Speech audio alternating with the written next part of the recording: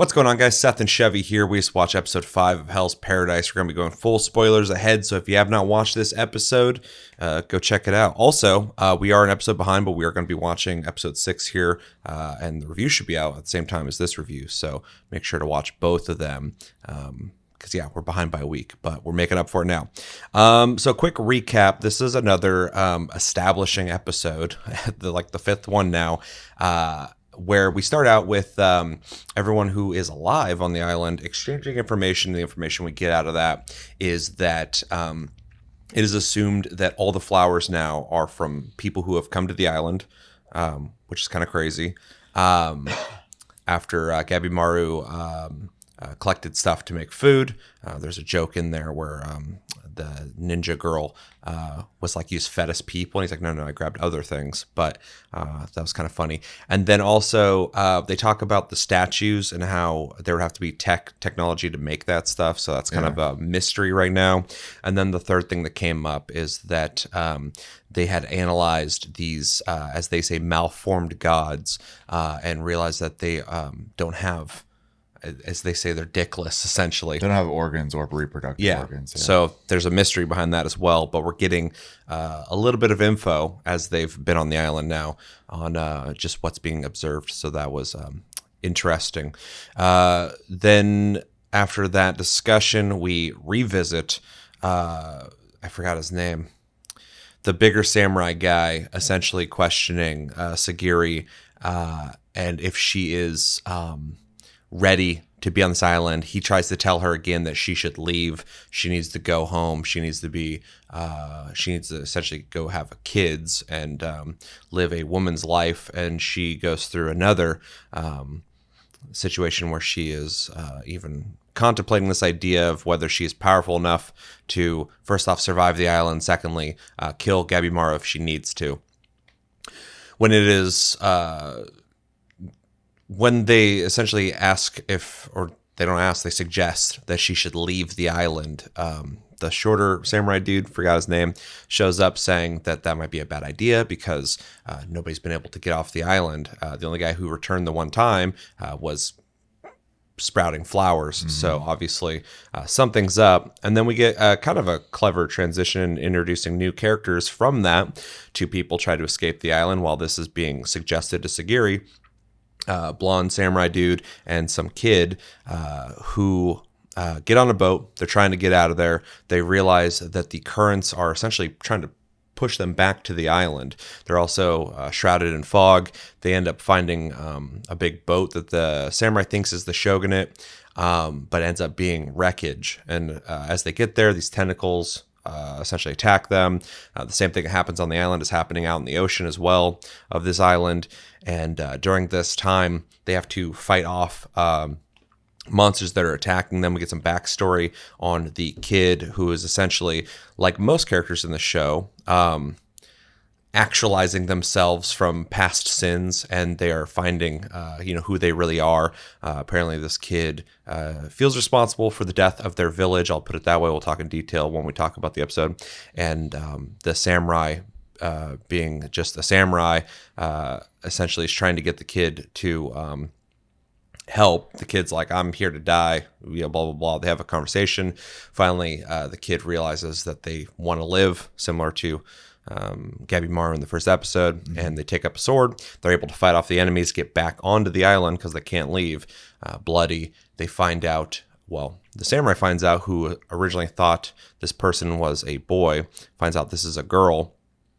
And they form some kind of relationship in terms of like a bond of fighting to keep each other alive, which was interesting. Also, it's worth mentioning the samurai was the one who tried to give this kid a way out of prison because they didn't like the idea that this kid was going to get executed. Yeah, their morals kind of got in the way. So it gives us some insight on who the samurai is. He's not obviously just a piece of shit. We go back to Sagiri talking with something Dono. I forgot his name. Genji Dono? It starts with a G for sure. I think it's Genji Dono. They're continuing this conversation. about that, she's not ready for this, and then she comes to terms with that she's not leaving. She is going to do as she was told and complete her task. He isn't like this, so he goes to swing his sword at her. Yeah. She takes it from him, kind of showing him that she is strong, she is powerful, she'll be able to hold her own. And during this moment where he's just like, whoa, you can't take my sword, that's my soul, blah, blah, blah. One of these malformed gods comes up behind. Criminal from Was that a criminal? Yeah, the eye patch guy was. Oh, you're right. Yeah, I forgot. The guy with the thing. Criminal comes up behind and smacks the samurai's side out. It reminds me of a scene from Bleach. It was kind of crazy. And that's where the episode ends. Impressions. So it was a good episode, though. Holy crap, there's a lot of characters in the show already. So they're all atoning for something. The one thing I have liked, even with these, because I'm going to call this kind of a slower episode, but there was a lot of information to get from it, especially with like the way the island even works. Like, we still have this big mystery on like what the wildlife even is, since it doesn't seem to have any like, things that are necessary for life. How are they created, etc. We also find out, that the flowers are basically decomposed living things at one point. It's kind of creepy to think that they're possibly at one point, like, all that foliage wasn't there before. Yeah. It's just dead people. Well, and coming to find what formed the island. Was there like people there originally and then something happened and made all that life, or did people show up there? Whatever was it really there, between that and people all being on this island and like having these things in their past that bothers them, it kind of gives me, in a weird way, a Silent Hill vibe. And that the word hell's paradise in this reminds me of like that they're in hell. So it's kind of interesting. Yeah, or just because the type of people who are going to this place, maybe that there's this idea of like their negative lives or whatever are basically creating and strengthening this curse that might exist there. I'm completely spitballing random bullshit right now, but that being said, we get the kind of a peek as well as Gabimaru and Sagiri kind of realizing they're kind of looking out for each other in a weird sort of way. It's a really weird relationship they have. Yeah. We get, obviously a lot more character with, I can't remember the dude's name, but her senior, the big guy with white stripes in his hair, and how he is very much like what you expect of like a samurai who just follows, the way of his life, the way he was taught, and that's just the way it is. The backstory with the kid was short, which I appreciate, but to the point. I don't feel like I missed out on anything on their motivation and stuff like that. And being young, obviously they were very confused, and the stubborn samurai kind of beat it into their head. Like, you need to, like, what do you feel? Do you feel like you want to live or do you want to die? Yeah, like, you got to figure that out. Yeah. So that was kind of interesting. He basically was like a cheerleader almost for him. That was my favorite part of the episode, was those two on the boat. I'll talk about it more, but yeah, that was the part that really stood out to me, was that part. Yeah. I liked the amount of development we got for those brand new characters in such a quick amount of time. Yeah. And then at night when they're all sleeping, Gabimaru at watch, and Sagiri comes up because the samurai have all decided to take turns, keeping an eye on people during the night as well. And they kind of have I'm just gonna call it a heart-to-heart, I guess. They kind of talk a little bit, and Gabimaru, this is when we realize he's kind of like appreciative of her to an extent, and like, sees something in her that she's been doubting in herself, which gives her a boost of confidence, which leads into the next day where the guy's like, you need to go be a traditional woman and do traditional woman things, and she's like, that's not the life I want to live. And starts defying her senior, and he didn't like that, obviously. And her confidence is actually like showing at this point where she like takes the sword, but was interrupted by the criminal. So a cliffhanger. So fun episode. A lot of information. I am curious to get some answers. So I'm curious about what one of our dogs is doing right now, barking. If you guys can hear that right now, I apologize. But one of our Pomeranians is really upset right now, and I need to go check on him. But fun fact, his name is Sota, based off of the character in Suzume. So if you guys watch that movie, we named him after that guy. So, but he's pissed right now. So anyway, I apologize for that if you're hearing that. My impressions. This episode was decent. I hope this is the last. I think it's gonna be an ongoing thing. But when we're focusing on Sagiri and her feeling like if she's worthy of the path she wants to go down versus the path people think she should go down. I appreciate the story arc, but I feel like we're revisiting it a lot within 5 episodes.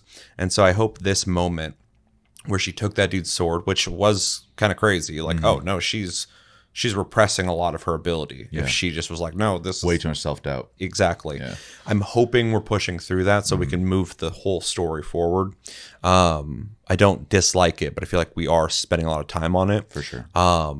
And it is cool, but I want to see her actualized. So hopefully we get there. I also feel like Gabimaru, in the first couple episodes, we got a lot of good tidbits about him that I really liked, but I don't think we're really growing him as a character or getting to know him much here. We are seeing an interesting relationship between him and Sagiri, though, and it's really, really weird because they almost care for each other because they've gained something from each other, which is really interesting. They don't have the shaky relationship of like Gabimaru and that other ninja chick who are just deciding like, yeah, we'll work together until something happens. It kind of started that way with these guys because she has a task of making sure he completes his task or kill him, and he's a prisoner. But now it seems like because they keep learning lessons from each other, because they're not the same, but they, have insight on each other's problems that illuminates that for each other. There is a really interesting dynamic between them. I would also like to see that evolve a bit too, though. But the beginning of the episode I thought was fun. I liked the information we got about the island. That is, the biggest mystery of the show, and Definitely. is something I want to know more about because I still have no idea what the fuck's going on there. But we're getting info, and it adds a lot of weight to the situation with like all the vibrant, beautiful, eerie plants are all just dead people. That's like kind of creepy. Yeah. I like that. It's right up my alley. And all the statues of the gods are really interesting too. That there's so much iconography of different religions, Asian religions, which I think is really interesting as well. The Sagiri arc, I already talked about it, is fine. I did think it was kind of clever, though, the way they allowed that conversation of that she needs to leave, but can she leave, and merge that into 2 people attempting it. So we got a firsthand look at what that looks like, and it looks like it's very difficult. You'd probably need a whole ass squad to try and break out of there, and you'd have to get through the currents, which you'd have to figure that out. So you're gonna have to lift the curse of the island before you can leave, I guess. My favorite part of the episode, though, was the introduction to the 2 new characters, which I actually liked both of them. So that's good. Hopefully, I was worried that when they got to the beach, like the kid might kill the dude. I'm like, don't do that. But they didn't. Yeah. So that's good. I don't know what the criminals are planning on doing, but we got the background story of that character, and it seems more so like a misunderstanding, and we have a setup of like I feel like these the laws of the world she lives in. Yeah. And I think they have an interesting dynamic because she has that typical like that typical aspect that like lower peasant type characters in Japanese things have towards samurai, where they're like, you guys are just like arrogant, stupid, all this stuff. And they played with that a little bit here, but the guy kept bringing up like, okay, I'm stupid, like just explain it to me. So I thought Stop using big words. Yeah. So I thought it was kind of interesting that he embraced that. He wasn't insulted by it. He was just like, okay, like, just get to it, because, samurai are just about like whatever the hell they're told to do. They're soldiers. They're trained, indoctrinated to kill for, whoever For the rich guy. Whoever's in charge for them. So I thought those are a really fun dynamic. I liked them together. I'd like to see more of them in the show. Which brings me to a point. I haven't really gotten to like many characters in the show so far. We're 5 episodes into it. And I think the potential of Gabimaru is cool, but I liked him more earlier in the show, and now he hasn't really progressed as a character that's showing more of himself. And so I don't dislike him, but also I'm not like Gabimaru's an awesome character. I don't have that feeling. I'm just like, that guy will kick someone's ass. I get it. Yeah, I get that because like there's a ton of characters that have like really cool designs to them and stuff. Yeah, 100%. Even something as simple as like the Kunoichi character, the purple ninja gal. Yeah. That's a very basic outfit, but the way they've kind of like done her hair up and stuff, and the way her face is, they've done a really good job of like giving her a lot of personality in that regard. But I don't know. Yeah, because that's- personality wise, I'm kind of lost on most of these characters, other than just their visual like cool factor, which I'm digging. I like the way they all The look. visual style of the whole anime is great. The character Yeah. design, the island, everything. But yeah, is really there's no cool. meat yet. For Yeah, sure. 100%. And it's because we're not getting past the things that are holding these characters back yet. And so that's why I'm hoping. It's not because I'm like, oh God, are we still talking about this? With Sagiri, we can't grow to like her as a character because she hasn't grown as a character yet. Like we don't even, like, we know that she's trying to get past this idea, and it seems like in this episode she is getting past the idea of like, no, I am going to do what I want to do. So hopefully from there we can grow to like her as a character.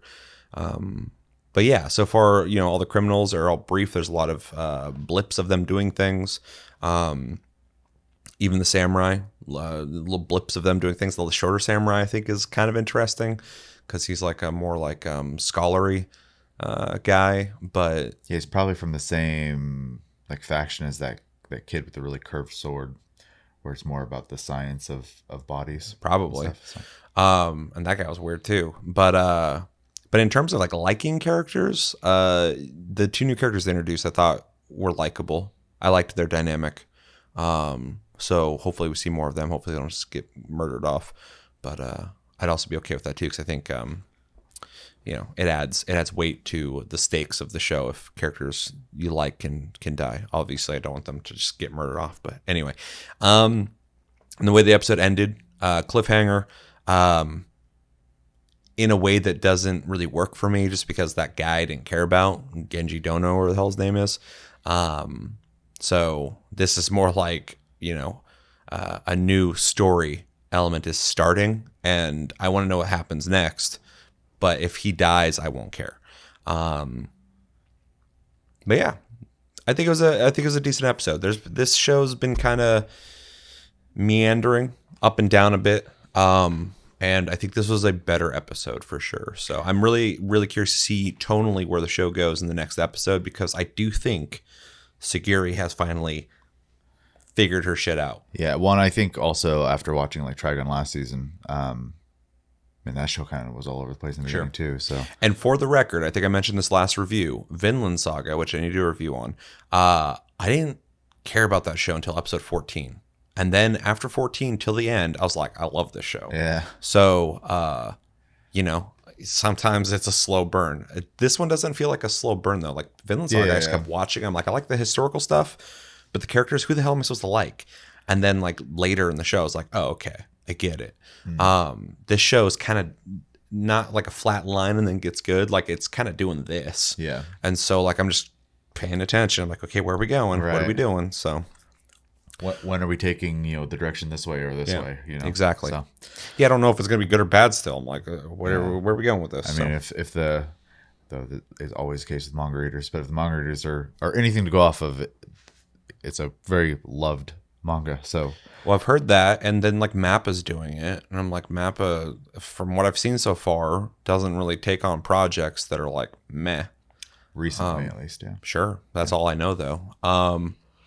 And so, this could just be a B project for them outside of the other things they're doing. But yeah, I don't know yet. So we'll find out. But yeah, it was a fine episode. I'm more excited to watch this next episode to see where it goes though, because that cliffhanger, and we'll have that review out as well. You got anything else you want to say on it? All right, let's know what you guys thought of episode 5 of Hell's Paradise. What'd you take from it? What was the best parts? What was the worst parts? What do you think about the show and how it's going so far? No spoilers from the manga, please. We haven't read it. Yeah.